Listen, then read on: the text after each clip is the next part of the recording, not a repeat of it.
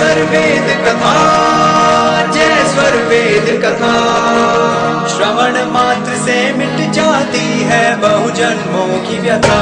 जय स्वर वेद कथा, जय स्वर वेद कथा, जय स्वर वेद कथा, जय स्वर वेद कथा।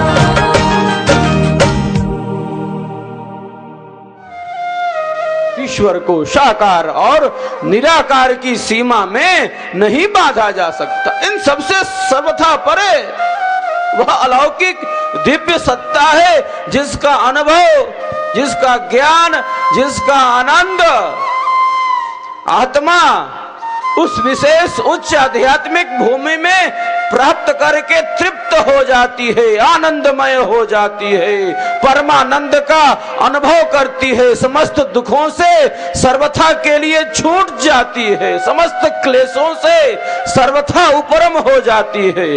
वह दिव्य स्थिति है जिसमें आत्मा अपने प्रिय सखा से मिलकर अत्यंत आनंद का अनुभव करती है, ब्रह्म के साधर्म को प्राप्त करती है, आत्मा स्वयं अनुभव करती है, लौह अग्निवत ब्रह्म के साधर्म को आत्मा प्राप्त करती है। वो अनुभव का विषय है। चेतन आत्मा के द्वारा ही चेतन परमात्मा की प्राप्ति होती है, उसकी भक्ति होती है, उसका भजन होता है।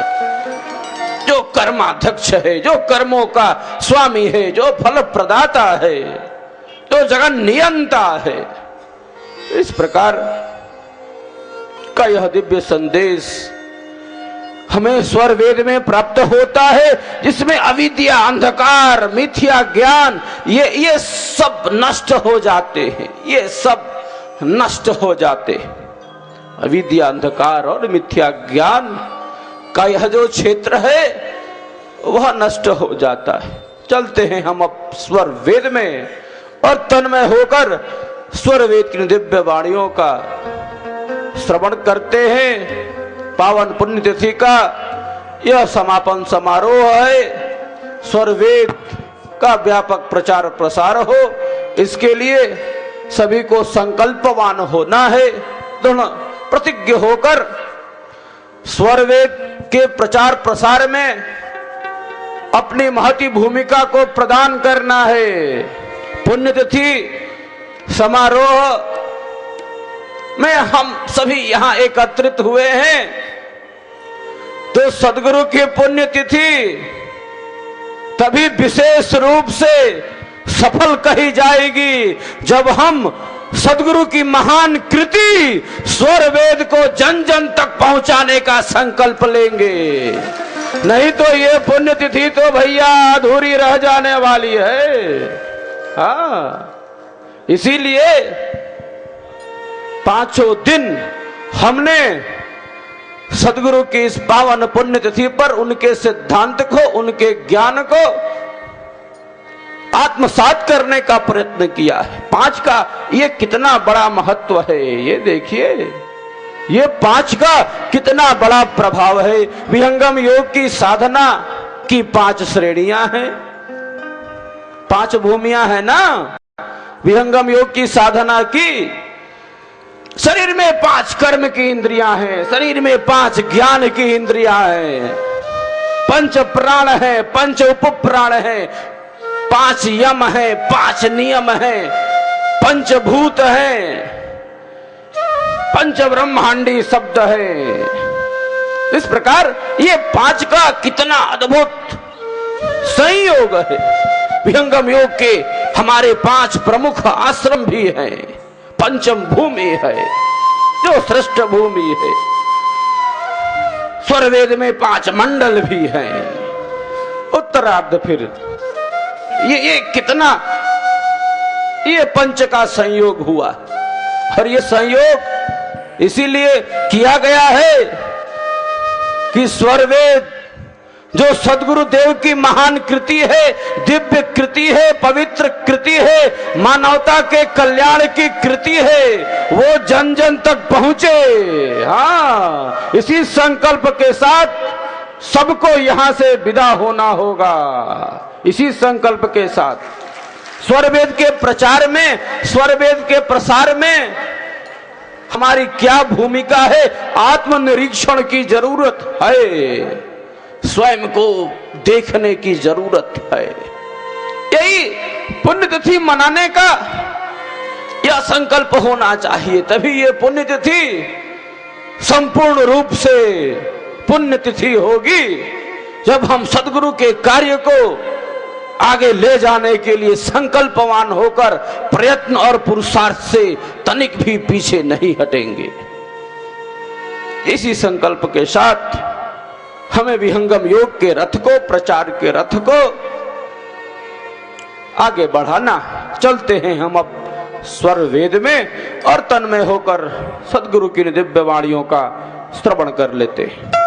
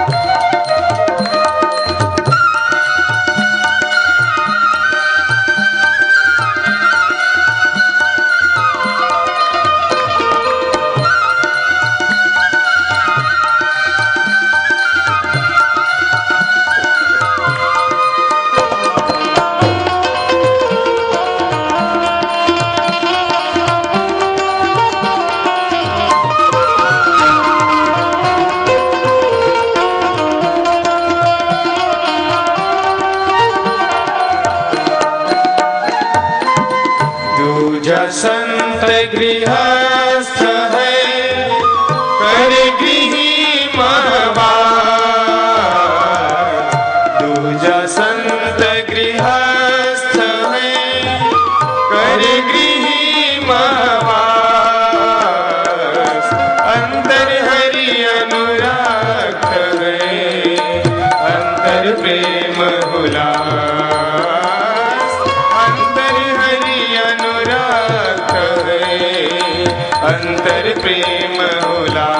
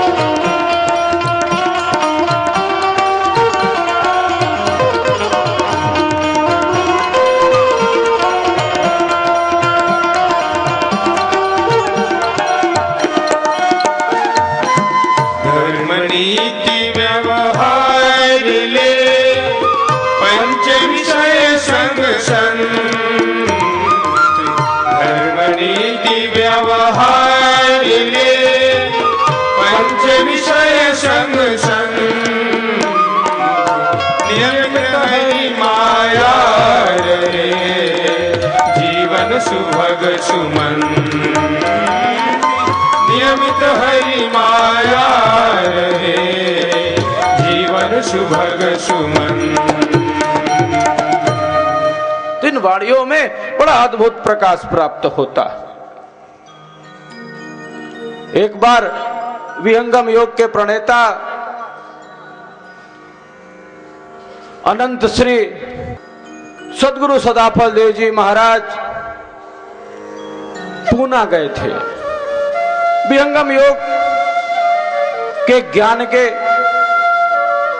प्रचार प्रसार के लिए, इस ब्रह्म विद्या के प्रचार के लिए, स्वरवेद के सिद्धांत को स्थिर करने के लिए वहां उनकी अमृतवाणी का आयोजन था। तो उस सभा में अनेक विद्वत वृंद भी उपस्थित थे, अनेक भौतिक विद्या के आचार्य भी उपस्थित थे। तो विहंगम योग के प्रणेता अनंत श्री सद्गुरु सदाफल देव जी भगवान ने अध्यात्म के समस्त रहस्यों को साधना के धरातल पर स्पष्ट किया, प्रत्यक्ष किया और विहंगम योग के सिद्धांत और इसकी साधना को स्पष्ट धरातल प्रदान किया।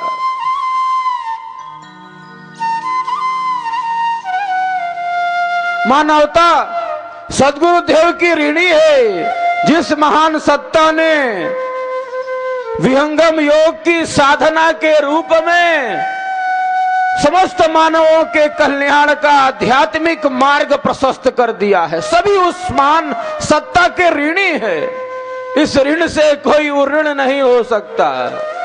सद्गुरु देव ने हमें विहंगम योग की साधना के रूप में जो आत्मा के कल्याण का साधन बतलाया, आत्मा किस प्रकार उस परमानंद का अनुभव करे, किस प्रकार स्व में स्थित होकर उस परमानंद के आनंद को प्राप्त करे। मुक्ति का विज्ञान, जीवन मुक्ति का विज्ञान, जिसके द्वारा हम समस्त दुखों से, क्लेशों से, विपदाओं से, कष्टों से सर्वथा उपरम होकर शरीर और संसार में रहते हुए किस तरह से अपनी चेतना को इससे पृथक भी कर देते हैं। शरीर में है, संसार में है, लेकिन इससे अलग होकर वह अपने चेतन मंडल में भी स्थिर है। ये कला, ये मार्ग तो ब्रह्म विद्या बतलाती है, विहंगम योग बतलाता है, सद्गुरु बतलाते हैं। ये इसका वैशिष्ट्य है। सांसारिक कर्तव्यों को करते हुए, उनका पालन करते हुए किस प्रकार से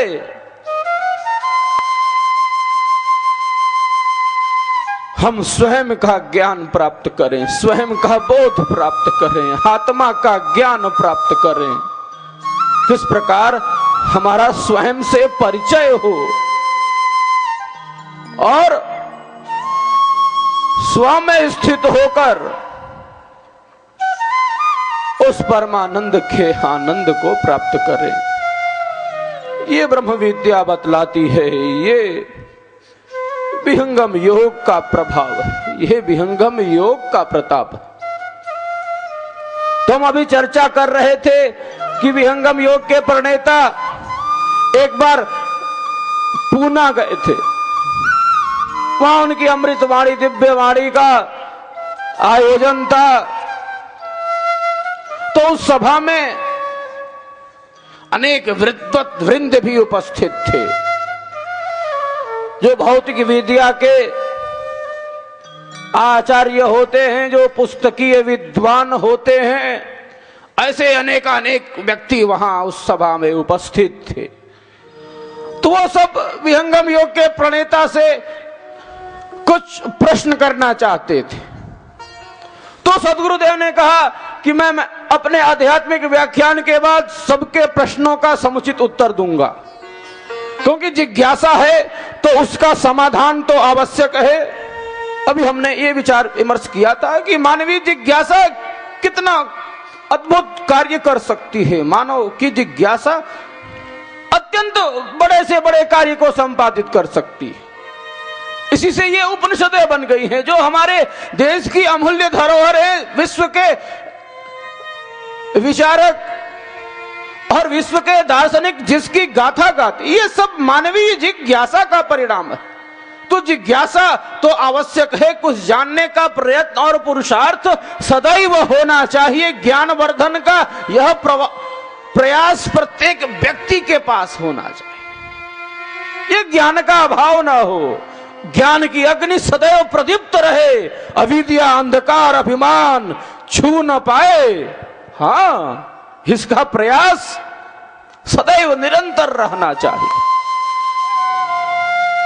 मिथ्या ज्ञान से आबद्ध न हो जाए, विपरीत ज्ञान से आबद्ध न हो जाए।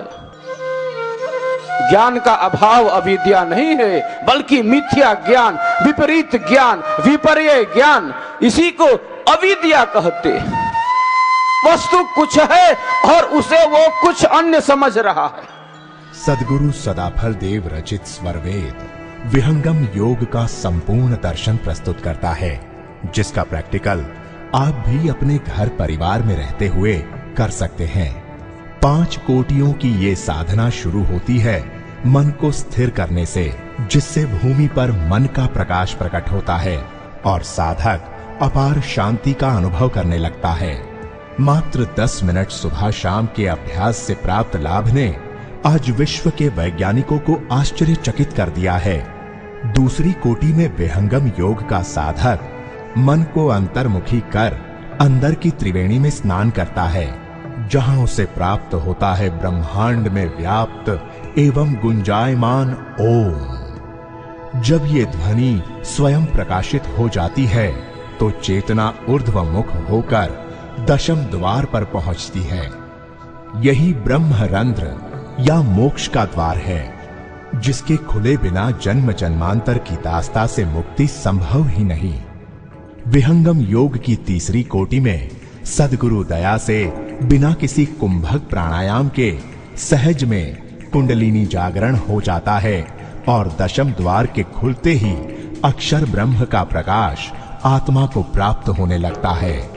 यही विहंगम योग की चतुर्थ भूमि है, जहां मन एवं प्राण का लय हो जाता है और सारे प्राकृतिक कारणों को छोड़कर चेतन आत्मा अपने शुद्ध स्वरूप से शाश्वत प्राण सखा से मिलने चल देती है।